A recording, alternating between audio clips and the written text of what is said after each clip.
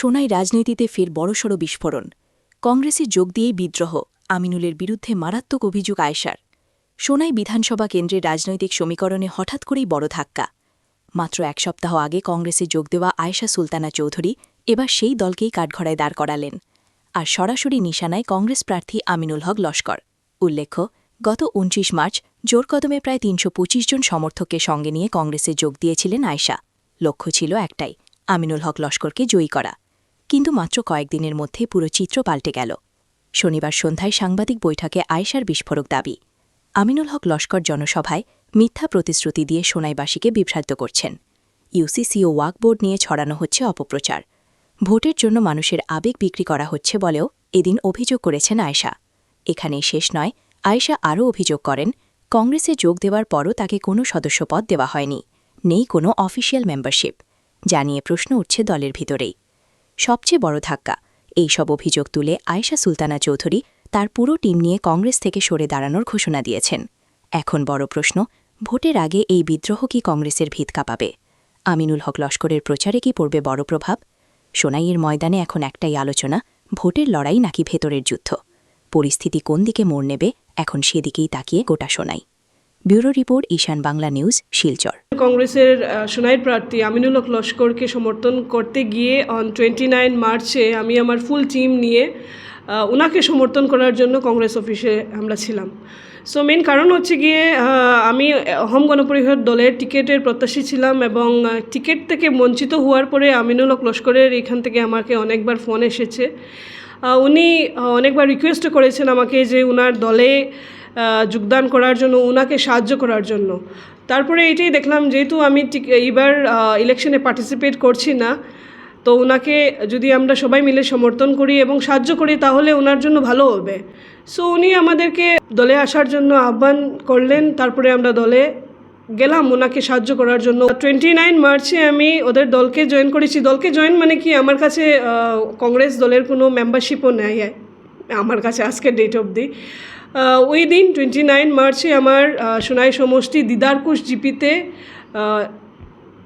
Programme ছিল। আর সেই প্রোগ্রামে ছিলাম আমিনুল হক লস্করের সঙ্গে।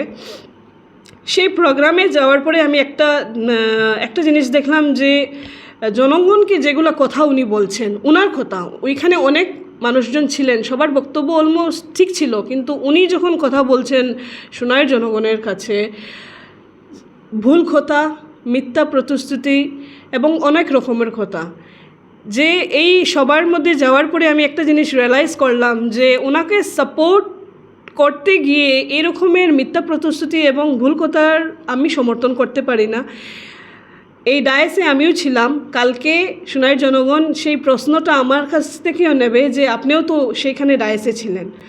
সো আমি একটাই জিনিস দেখলাম যে মিথ্যা প্রতিশ্রুতি দেওয়া যাবে না জনগণকে, কারণ সোনাই সমষ্টির মেয়ে আমি, আর প্রত্যেক সোনাই সমষ্টির জনগণ যারা হিন্দু মুসলিম যারা রয়েছেন, আমি ভাবি ওরা আমার পরিবারের লোক। মিথ্যা কথা বলে সোনাই সমষ্টির মানুষের কাছ থেকে ভোট আত্মসাৎ করা আমার মনে হয় ভালো হবে না। তার জন্য আমি সেই প্রোগ্রামে একদিনে প্রোগ্রাম অ্যাটেন্ড করার পরে আর কোনো ধরনের প্রোগ্রামে আমি অ্যাটেন্ড করে নেই। তার মেন রিজনে হচ্ছে গিয়ে সোনাইয়ের জনগণকে আমি বিক্রি করতে পারবো না।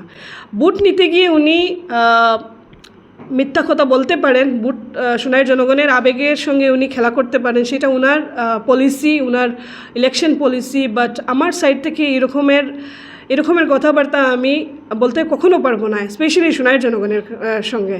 অ্যান্ড আমি সবসময় আমার বক্তব্যের মধ্যে বলেছি যে সমস্ত সোনাইবাসী, হিন্দু মুসলিম যারাও আছেন, সবাই আমার পরিবারের মানুষ। আমি কাউকে মাইনাস করে কখনো কথা বলিনি, আমার কোনো বক্তব্যের মধ্যে কেউ পাবেন না। আমিনুল হক লস্করকে সাপোর্ট করতে গিয়ে আমি আমার পলিটিক্যাল ক্যারিয়ার তো নষ্ট করতে পারবো না। আমাদের কোনো ধরনের অ্যাক্টিভিটিস ওনার সঙ্গে নেই, শুধু একদিনই আমরা ছিলাম ওনার সঙ্গে।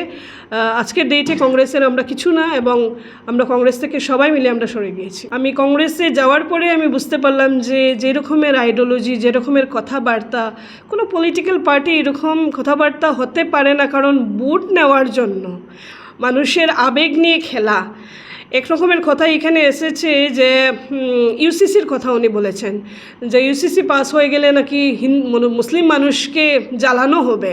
ওয়াকফ বিলের কথা এখানে এসেছে যে মানুষ মারা গেলে পুলিশ স্টেশনের পারমিশন লাগবে। সো অল মানে সব কিছু রবিশ ছিল। কিন্তু আমিনুল হক লস্কর যাগুলা কথা বলেছেন সেগুলো কিন্তু সত্যি নয়। আর সেই কথার উপরে অ্যাটলিস্ট আমি আমার পলিটিক্যাল কেরিয়ারে বিপদে আনতে পারবো না ওনাকে সাপোর্ট করতে গিয়ে। টোটাল আমরা অলমোস্ট 300 ছিলাম। আপনি যে বলছেন কংগ্রেস জয়েন আমি বিং এ লিডার আমি বলছি আমার কাছে কংগ্রেসের কোনো মেম্বারশিপও নেই। ওনাকে সাপোর্ট করতে গিয়ে ইয়েস আমাদেরকে ওয়েলকাম করার জন্য আমরা গিয়েছিলাম। আমরা 29-এ আমরা তো পিওর ইন্টেনশনালি আমরা জয়েন করেছিলাম।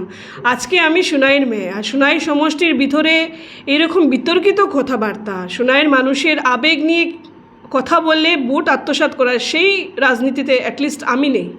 দেখেন আরও দুজন ক্যান্ডিডেট আছে, সুনাইয়ের জনগণ যাকে ভালো লাগে ওকে ভোট দেব। আমি আমার যার পছন্দ থাকবে আমি ওনাকে ভোট দেবো। অ্যান্ড ডেফিনেটলি আমি এইটাই ভাবি যে আগামী দিনে আমার ডিসিশন এইটাই থাকবে, যেহেতু আমি পলিটিক্সে আছি, সুনাইয়ের জনগণের স্বার্থে যেগুলো ভালো হবে সেই দলে যোগদান করব আমি।